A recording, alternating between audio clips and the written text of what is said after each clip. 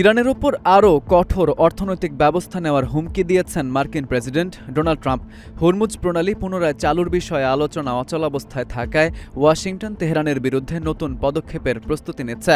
শুক্রবার ফক্স নিউজকে ট্রাম্প বলেন, ইরানের বিরুদ্ধে শক্তিশালী অর্থনৈতিক হামলা চালানো হবে। যুক্তরাষ্ট্রের মধ্যবর্তী নির্বাচনের সময়সূচি এসব পদক্ষেপ নেওয়ার ক্ষেত্রে কোনো প্রভাব ফেলবে না।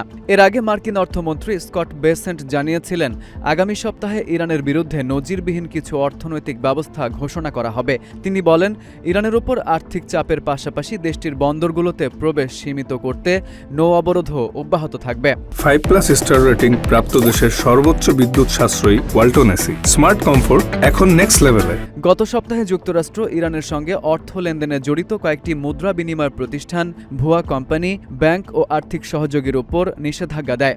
গত সপ্তাহে যুক্তরাষ্ট্র ইরানের সঙ্গে অর্থ লেনদেনে জড়িত কয়েকটি মুদ্রা বিনিময় প্রতিষ্ঠান, ভুয়া কোম্পানি, ব্যাংক ও আর্থিক সহযোগীর উপর নিষেধাজ্ঞা দেয়।